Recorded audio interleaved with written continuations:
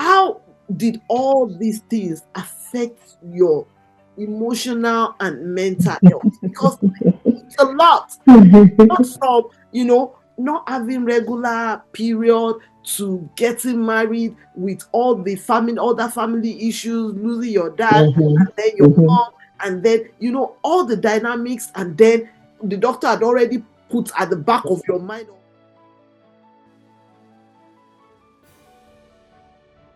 PCOS or fibroid is very high. Very high. Very Very, high. very high. And we're not talking about it enough. Talk about it. And that's why, I felt the burden to come out and share my story, and just let people know that you're not alone. And the earlier we begin to speak about this thing, the earlier we begin to share our experience, and what the knowledge we have gathered over the years, the better. Even in churches, we go to church to pray, to do this, but how many people, women in those churches, have endometriosis, infertility issue, PCOS? So, how did all these things affect your emotional and mental health? Because it's a lot. Not from, not having regular period to getting married with all the other family issues, losing your dad, and then your mom, and then, all the dynamics, and then what the doctor had already put at the back of your mind of all that. And with all these other things, overstimulation, having to lose 4 babies, infection. How did all this affected your? Because to be honest, I kind of have a feeling of how I've been there. So I know how it can feel. Sometimes you feel like it's like I want to lose my mind. I remember one of the days that I was in the hospital. I told my husband, I said, if you don't get me out of this hospital, I'm sick of just looking at the 4 walls of this. If you don't get me out, I think I'm losing my mind. Before I start carrying chairs and table and throwing it on people, it is better you guys, because how did all this affect your mental health and emotional health? Let me start from the fact that all these medications, at the end of the day, they have their own effects on our emotions. There are times when I have mood swings, like from the medication. Sometimes I get angry, I get irritated easily. Sometimes I just want to be by myself. Sometimes I just want to pretend as if everything is fine, and I want to go out and marry and mingle and stuff like that. And I could remember, I wouldn't say I didn't lose myself a little bit, because anyone that knows me very well knows that I'm not quiet, but I could be reserved sometimes. But at the moment, I always find the need to talk. So I was talking much, I was laughing excessively, like I just want to convince myself that everything is fine. So because of that, Your mental health. yes. So because of that, I wasn't really filtering my emotions. I just expressed myself. I made friends so easily, even unnecessary friends. Sometimes I became overly friendly, just to like distract myself from all those everything going on. So I would say around that period, of course, I made friends that I wouldn't have made on a normal day, and because I was always talking back. I know I said things that maybe I made comments or said things that maybe wouldn't have been called for, and it resulted in me apologizing for things that I Your friends couldn't. or to your family or to your No, no, husband? no. I mean to people, friends, friends generally, because yeah, because sometimes maybe because of the fear of not having someone to play with or something. I don't know how it works, but there are so many silly things that people will just come up to you and say, "Oh, you did this to me," blah blah blah blah, and without even looking at it or thinking about it, I find myself saying, "Oh, I'm sorry." And later, when I sit by myself and I think about it, and I'll be like, what am I sorry for in the first place? Because thinking about this, I haven't done anything wrong. As a matter of fact, this person has wronged me. You understand? So at the moment, I don't know. It was a little bit of I just want people around me so I could distract myself from what is going on. I could mask myself from everything going on. I have, apart from the child infertility issue, the I've not really mourned my parents, and it's a lot of emotions coming together at the moment. And my husband will always tell me, but you are not like this. This is not you. This is not you. And I'll be like, what do you mean? You don't want me to make friends? This is how people that bring their wives abroad. This is how they do. They don't want you to mingle. They don't want you to make friends. Blah blah blah. And they'll be like, no, you are missing it. It's not even about me. It's about you. Can't you see? You are losing yourself. This is not you. And I will be like, oh, what do you mean? So yeah, it's a little bit at the moment emotionally I wasn't myself. I would say that I wasn't myself.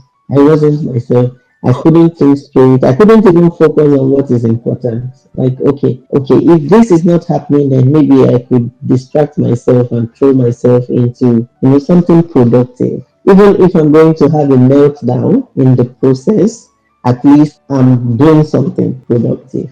And the environment didn't help a lot, because at the moment in Sweden, anyone that is very European system generally, especially the non-English speakers, the first problem we have when it comes to growing your career here is the language barrier. So the language wasn't doing it for me. I went to a language school, and I had to drop out at a point because I felt like the teachers, I was overly sensitive actually. So whatever happens, even if I didn't do well in a test or something, I take it personal. Like, oh, maybe she doesn't like, maybe the teacher doesn't like me, or maybe.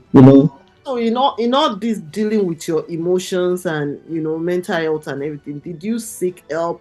Did you get a therapy, or did you check yourself? Did you see a psychiatrist to say, okay, I've been having all these things, it's been from one thing to another and everything and another. And I think, well, like you said, you didn't even know. Your husband that knew did Mm, try to say, okay, maybe you need to get a therapy or something. yeah, sometimes he doesn't say it to me directly, because he knows my stance when it comes to visiting a psychologist or something. Maybe because my profession tends towards that, I personally feel like nobody could understand me at the moment. So I felt like no one can understand me. So I just felt like it's better for me to sit and deal with my whatever is wrong with me. I have to sit down and deal with it by myself. Okay, so So looking, go the ahead. things I did to like help myself was music. I love to sing, and I love to listen to music. Uh, the Brooklyn Tabernacle Choir, they they have a way of capturing my spirit in a way that I know almost all their songs. They almost all, because they have a way, especially there's a particular song that actually brought me back to my sense, that got me thinking, that actually I listened to it for many days, many months, weeks, months, and at that moment, it was like a reconciliation period for me, for myself, because, and the song was, how many times must I prove that I love you? Like, how many times must my love for you I show? How many days must I pull you out of trouble for you to know how much I really, really, really love you? That was what the song says. And I felt like, wow. It goes further and say, did I not put food on your table? Did I not, when pains were racking your body, did I not heal you? When your bills are due, did I not show up? So what exactly, how else can I prove that I love you? So that song to me, it's like a direct, it was like something bigger than me was actually talking to me directly. Like, okay, find rest, find rest. What exactly is wrong with you? Mm. Find rest. So that was a very, very good one for me, actually. Yeah. That was a very, very good one for me. And Otherwise, I tell people a lot of time, it's good to say, okay, I was going to ask, and let me ask this before I say what I want to. mm, So now I know that you said back then, because of your career and everything and what you do, that you don't think anybody will understand you, and everything. Do you still feel that way? And what's your stand with seeing a therapy? If you think that mentally or emotionally you're not stable, do you mm, hold that question? okay, mm, Now, what I wanted to say is whether you seek therapy, help, or psychiatric or doctor or medical health or anything, everyone, you should know your body. You should know yourself. Know yourself, know your body. Those two things are not negotiable for us as human beings. Whether you are mm, a man or a woman, whether you're young mm, or you're old, you need to mm, know yourself mm, and what help, the helpful thing about knowing yourself is that will help you so that you will not be easily manipulated. exactly. If you know yourself, you will not be easily manipulated. That's Mm, mm, number two. mm, If you know your body, you will know what works for you and what does not work for you. Now, I want to connect that to what she said about the um, Brooklyn Tabernacle Choir, right? mm, Yes, at that point, she said, she didn't feel that anybody was going, if she talked to anybody, they were going to understand what she was dealing with. But she also knew something that would work for her. That is the role of knowing yourself. Know what works for you. What works for me will not work for her. What works for her mm, might not work for me. Maybe mm, our own is, just listening to this choirs, worship, song, and everything, and she will get inspiration. Mine might be prayer. Mine might be just reading a book. Mine might be listening to the word of God. Mine might be taking a walk. Everybody has something that works for them. I know someone that, when they're sick, they don't take medication. They don't take any kind of medication. But once they know that they are coming down with something, just give them a pack of orange.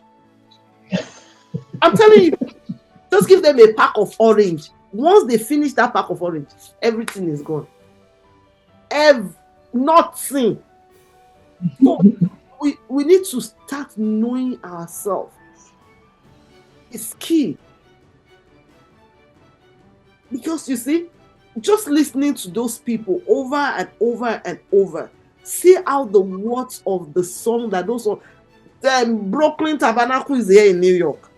She is all the way in Sweden, in in Europe, and see how God used those ones to heal her in a corner over there in Sweden. So going back to the question I asked, Mm. do you still have the same mindset now? Because No. very important that we say that, because I don't want our audience to go with the notion of, you know what, if you need help, you don't have to seek help. You can just Mm, mm, mm, mm. No, I don't. What would have helped me more then was language. If I had seen, if language hadn't been a barrier for me then, or if I had felt at home, if I had felt comfortable with my environment enough, maybe I would have trust the process and take the bold step and okay, I want to see a therapist. You understand? Um, Honestly, I cannot underrate the essence of seeking help, especially when we encounter a breakdown or um, a burnout or anything that has to do with our emotion and our mental health.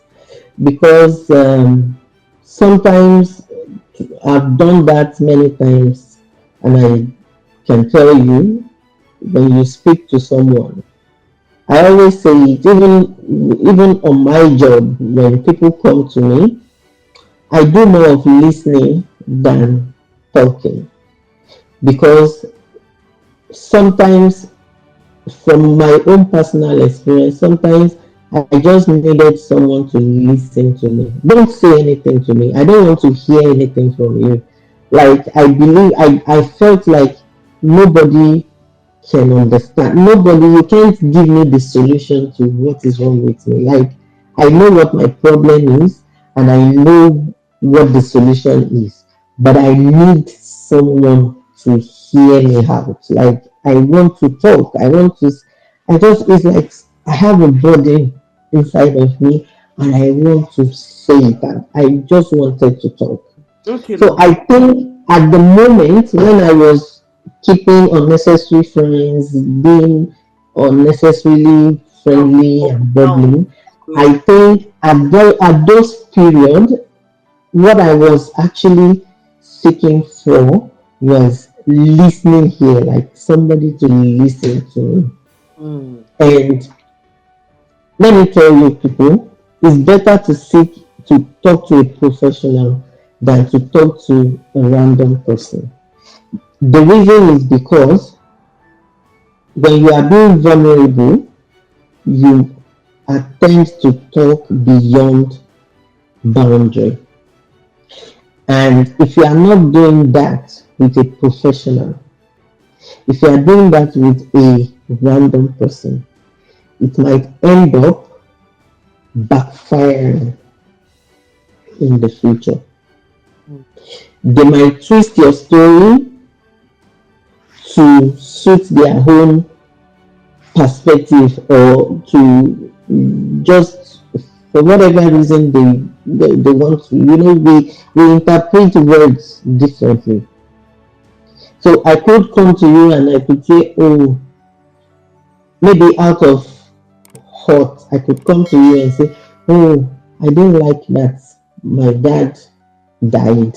Or maybe I could say, oh, I could use the word, maybe I could say, oh, I don't know why both of them have to die like not less than a year apart or just a year apart. Like is there a covenant? I'm not saying categorically that they have a covenant, you understand? Maybe I'm just saying, could it be that they have a covenant, or could it be that they share a sickness that I don't know? But if I'm talking to a professional already knows that, okay, this is what she's saying. But if you talk to a random person can pick it up and say, oh, she said her parents, they had a covenant. Mm. You understand?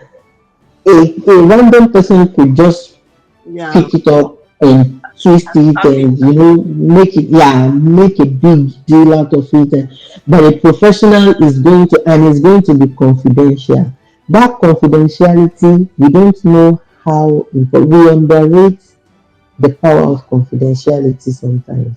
Mm. So I will advise that, if looking back now, and in my state of mind today, I feel like if it had been now, if I had been comfortable with the system, the language is there and everything there, I would have loved to opt for a professional help Thank you. Thank you. Thank instead of throwing myself out there and being vulnerable with people and talking carelessly and just relating in the name of, I just want to rant, I want to vent, I just want everything to come out of my body. So please, professional help is better. you better.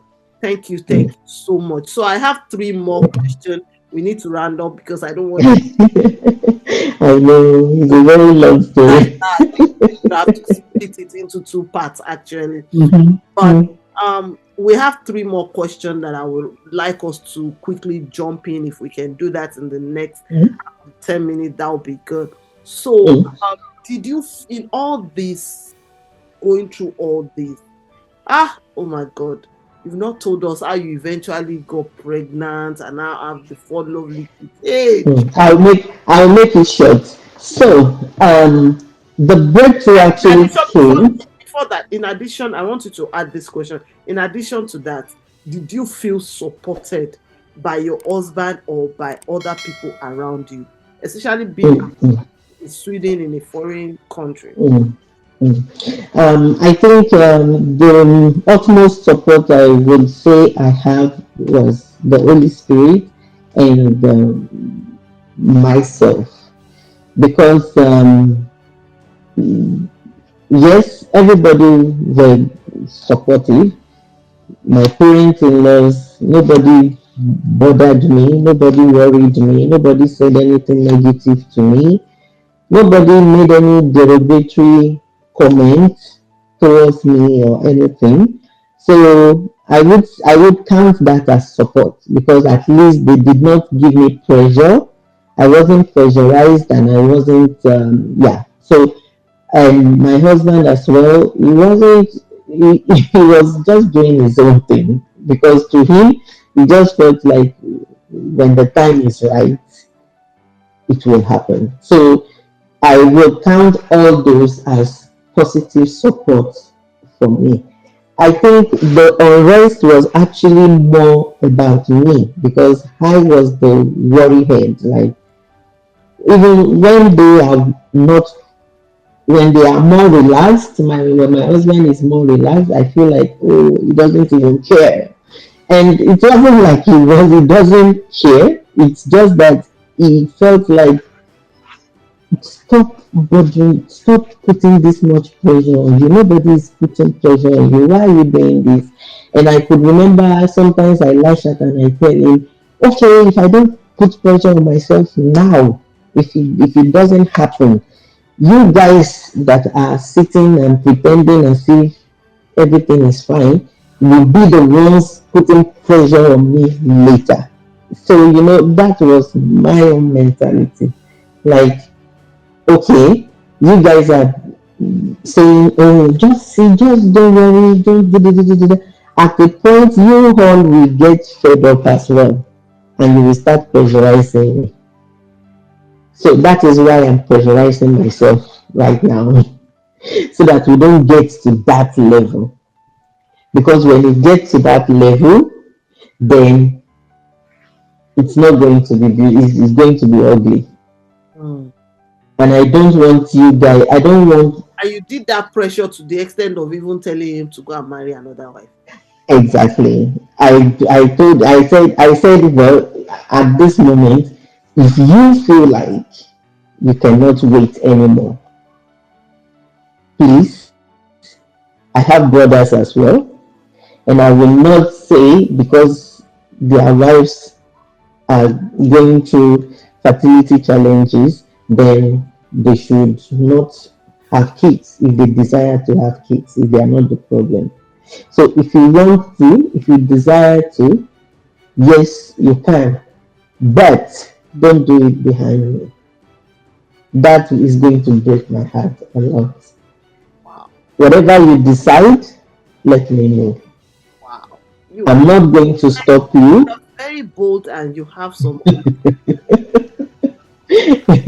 I'm, like, I'm not going to stop you. It will hurt me, but it's not going to take forever. I'm going to let it go. But the only way it's going to hurt me is if you do it behind me. So don't do it behind me. let me know. If at any point you feel like I can't take this anymore, I'm running out of patience, I want my kids now, blah blah blah. You have my blessings, but don't do it behind me. That's my own. I don't want no secrets, nothing. I don't want secrets. Just say it. So that was how much I was, because I was, yes, I was going through that. At the same time, I was looking for solution, not only for myself but for him.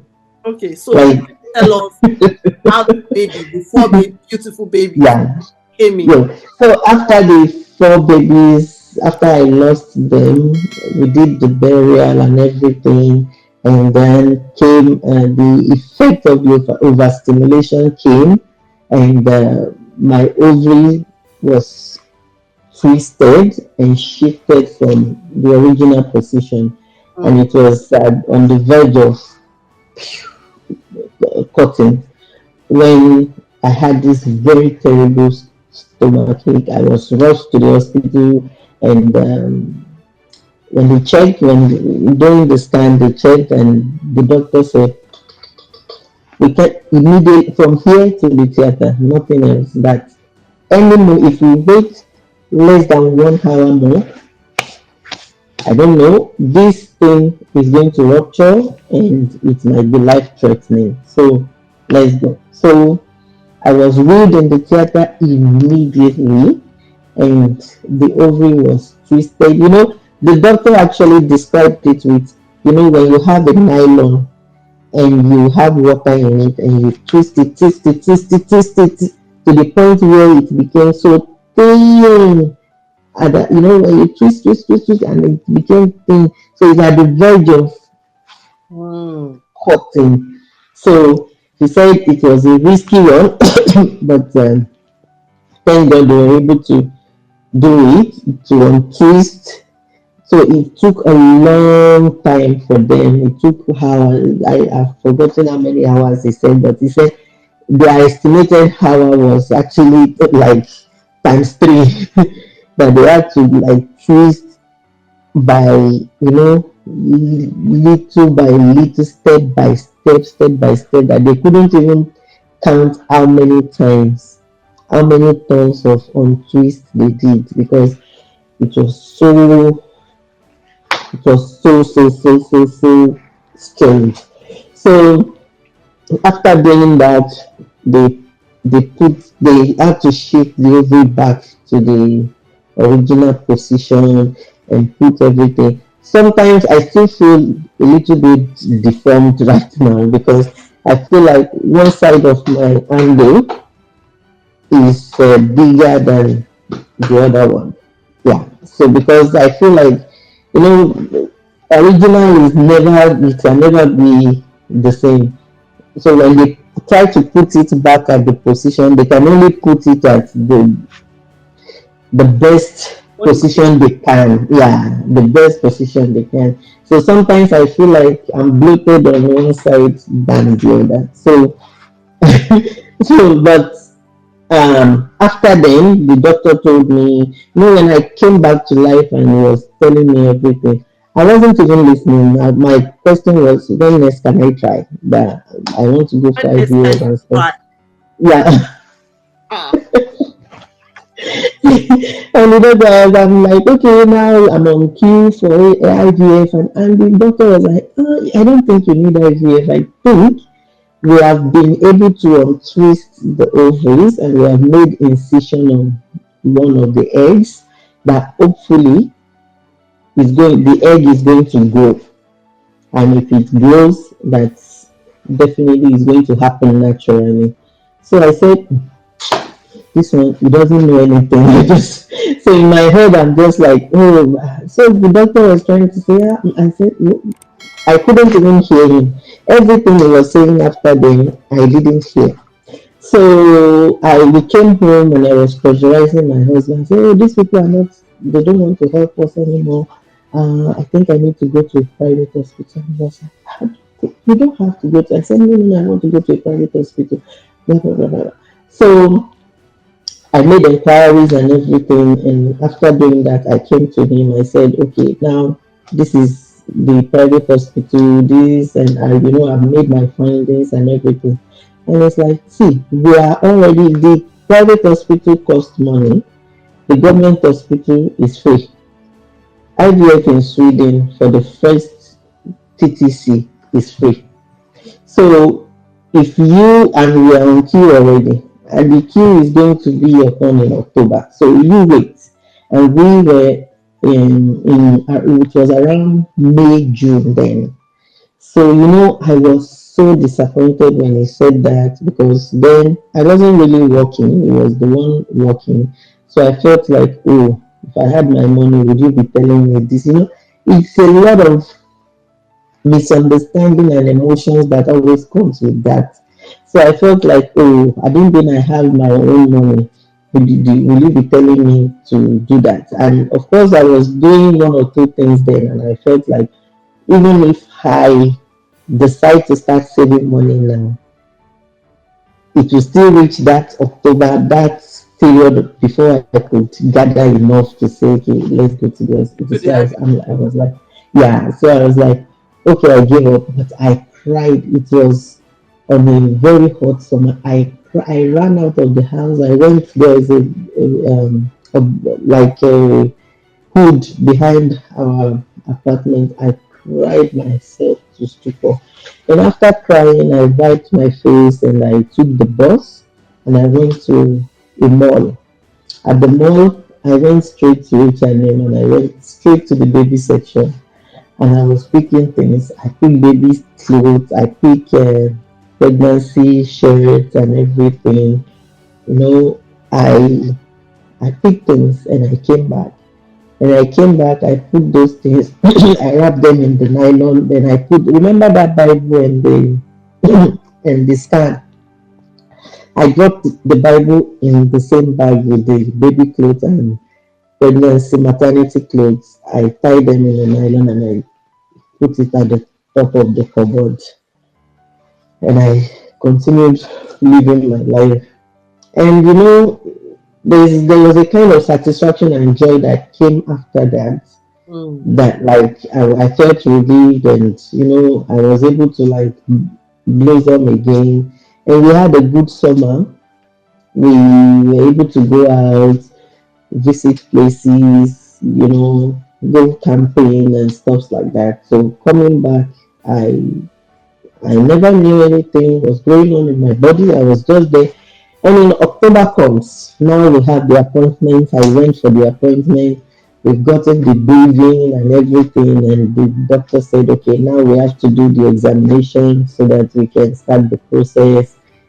Um, so I lay on the table and the gel on my tummy. And here comes, I was looking at the monitor. And immediately she put the sonogram, or what is it called, on my tummy. On the screen, I saw a baby, and I was like, "What was that?" And the doctor was like, "But you are pregnant." I said, "How can I be pregnant? I'm not pregnant. We are here 5 years. I'm not pregnant." He said, "No, you are pregnant, and this is not even 2 weeks, 1 week pregnancy. This is an advanced pregnancy. When last did you see your period?" I said, "I don't know, because I don't menstruate, so I don't know when last I menstruated, but I can only say I had an operation, a gynecological operation in at April. So that's the only information I can give you. Said, but you have a baby, yeah, there's a baby there. Like, what? So I was so happy. We could not sleep. We came home and I was like, how? How? So I went to the GP in the district hospital and I was told, yeah, 4 months and 5 days gone. I still was like, what? God have mercy. God of I wonder. I still I was like, and the nurse was scared. It was like, what, don't you want the pregnancy? I'm like, are you kidding me? What do you mean by don't you want the pregnancy? I said, what? He said, yeah, you are 4 months and 2 weeks gone. I said, no, that's not possible. Check again. Wow. Check again.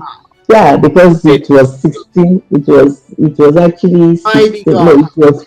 it was 14 weeks when we went to the central hospital for the IVF appointment. So when I went to 2 weeks later, when I went to the district hospital, it was 16 weeks already. So she was like, Wow. Wow. So this is how come? the journey of the That was the baby. journey of the first Actually. one. All right. Yes. Let's wrap it up. Let's wrap it up. Yes. Gonna say, we're on the dot of making 2 hours now. Ooh, Yes, yes, yes. time flies. So you've talked so much about God factor, about faith, about I just want you in 1 minute to tell us, how did your faith influence your resilience? Because oh my God, you are bold, you have resilience in you, perseverance is to another level. And you are strong. I must commend you. You are strong. Thank you. Generally, we Thank you. are strong, but you are strong with everything that you have Thank been you. through, all that life has thrown at you. You are strong. So, Thank you. how did your faith influence all these things? I think, to be honest,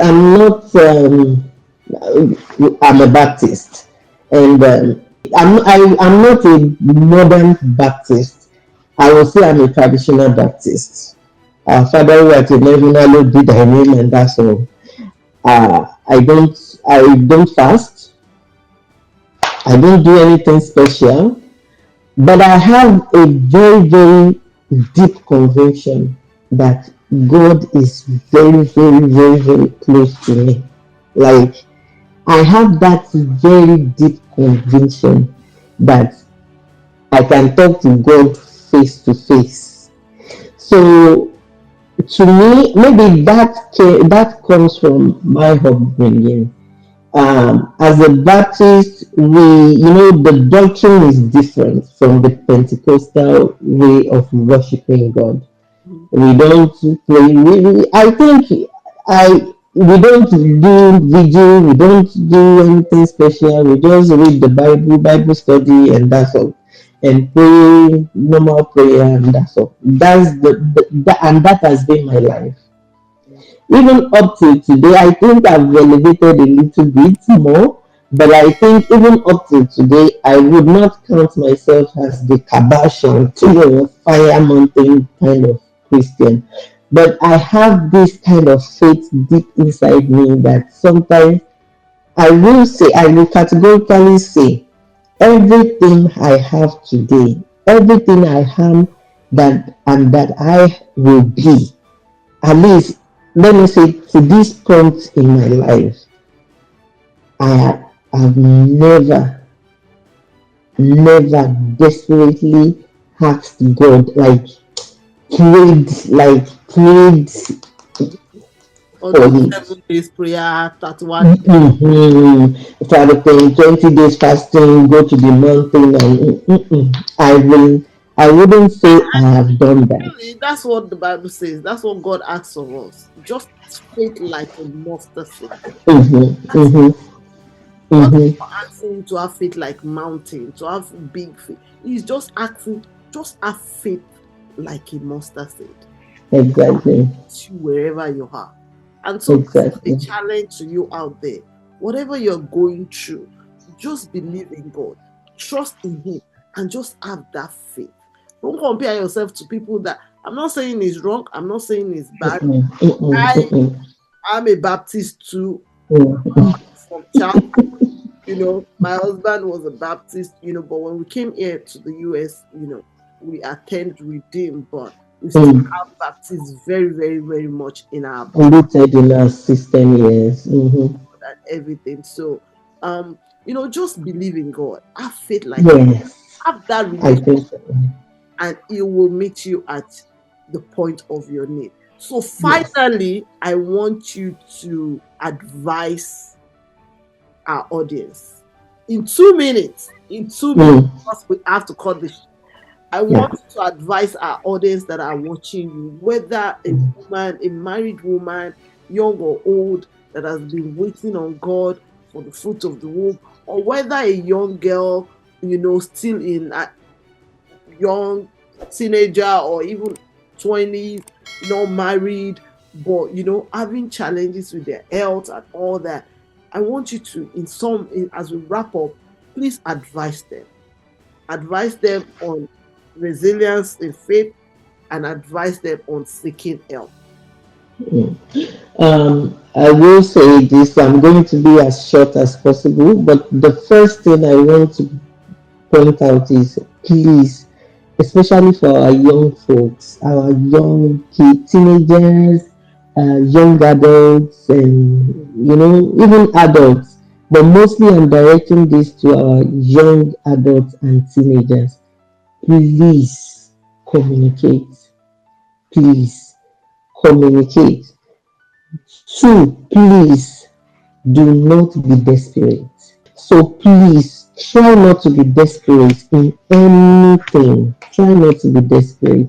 Then number three, please and please everybody take care of yourself.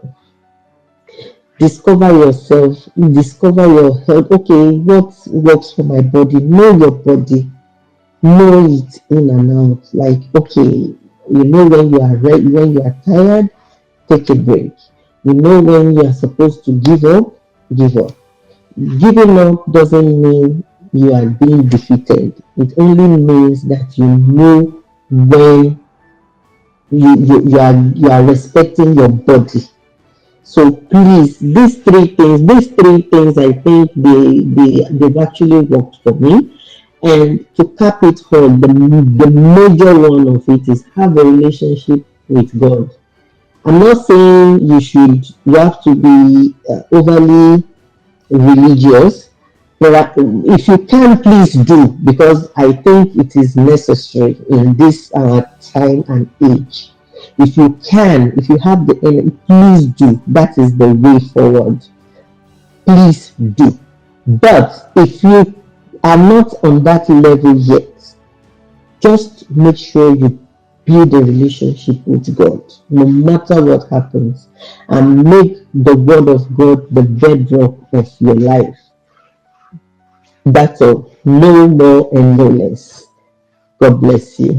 All right. Thank you. Thank you. Thank you. Thank you so, so much. We truly, truly appreciate you for coming to share your story, your journey, and your experience with us. We do not take this time lightly. And to our audience, that is it. You have heard from the horse's mouth. And this is where we will be drawing the curtain for this um, show today. Thank you so Mm, much for joining us. Um, mhm, you know, like I always said, no one should live in isolation. mhm, You are not alone. You are not alone. So mhm, please and please speak up. Pain is mhm, not normal. Speak up if you need help. Seek help. mhm, You know, Life Bloom is here to create awareness. Life Bloom is here to advocate for things like this. And as mhm, time goes on, we'll bring more and more and more of this issue to you so that you can hear people's story, you can mhm, relate with it, and you can draw your own lessons from. mhm, Thank you so much. Please don't forget, subscribe, share, comment, and let us know. Reach out. If you would like to receive our weekly newsletter, fill the form in the comment section. And also, if you would like to join our community, we have a community, a live bloom support community on WhatsApp. Please, the form is will be in the comment section. Please fill them out, and we will see you there. Thank you so much for joining us on this show today, and we will see you next time. Bye and God bless. Thank you. Bye.